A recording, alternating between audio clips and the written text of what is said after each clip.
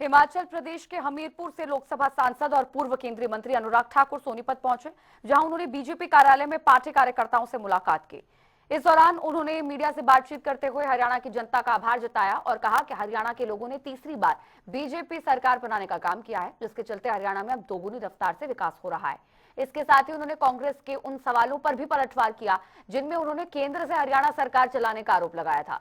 अनुराग ठाकुर ने सीएम नायब सिंह सैनी की तारीफ करते हुए कहा कि विपक्ष सीएम सैनी की लोकप्रियता से घबराया हुआ है।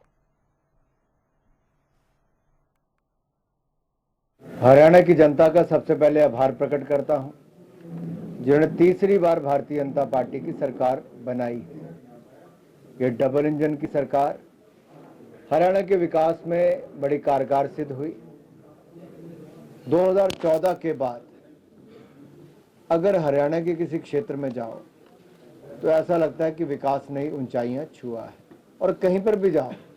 आज तो पंजाब में जाकर हम हरियाणा का उदाहरण देते हैं कि कैसे फसलों पे एमएसपी दी जाती, 24 फसलों पे। पंजाब में कहकर भी मुकर गई आम आदमी पार्टी की सरकार, और यहाँ पर एक एक दाने की खरीद करने का प्रयास किया जाता है। यही नहीं, हरियाणा में जिस तरह से देश में प्रति व्यक्ति आय लगातार आगे बढ़ी है और खेलों में मान सम्मान बढ़ा है, बहुत सारी उपलब्धियां हरियाणा की है, जिसका लाभ हमें बाकी राज्यों में बताकर मिलता कि भाजपा की सरकार ने किया। अगर ईमानदार समाज सेवक होना और इस तरह की टिप्पणी किसी का करना विपक्ष इसलिए भी करता है कि उनकी लोकप्रियता से घबराता है।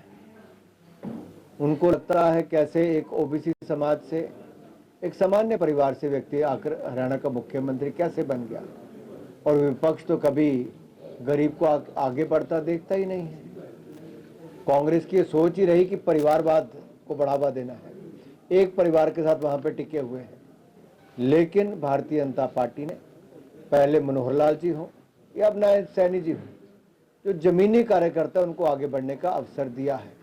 और कांग्रेस छटपटा भी इसलिए रही है कि नायब सैनी जी ने आम जनता के लिए अपने दिल के द्वार भी और घर के द्वार भी, मुख्यमंत्री निवास के द्वार भी खोल दिए।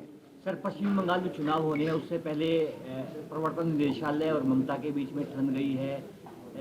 ममता कह रही है कि अमित शाह के इशारे पर सब कुछ हो रहा है, ईडी की जो छापेमारी है वो हो रही है, परेशान है वो टीएमसी के नेताओं को है, वो किया जा रहा है।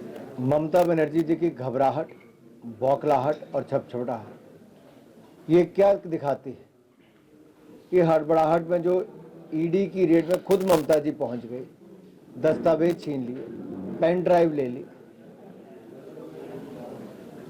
किसका काला चिट्ठा था उसमें? ममता जी किसको बचाने का प्रयास कर रही थी? ये देश की पहली मुख्यमंत्री ऐसी होंगी जो जांच एजेंसियों की कार्रवाई में विघ्न पैदा करती हैं, अवरोध पैदा करती हैं और सड़क पे खुल के गला फाड़ फाड़ के उन भ्रष्टाचारियों को बचाने के लिए बोलती हैं। इसलिए मैं कहना चाहता हूं,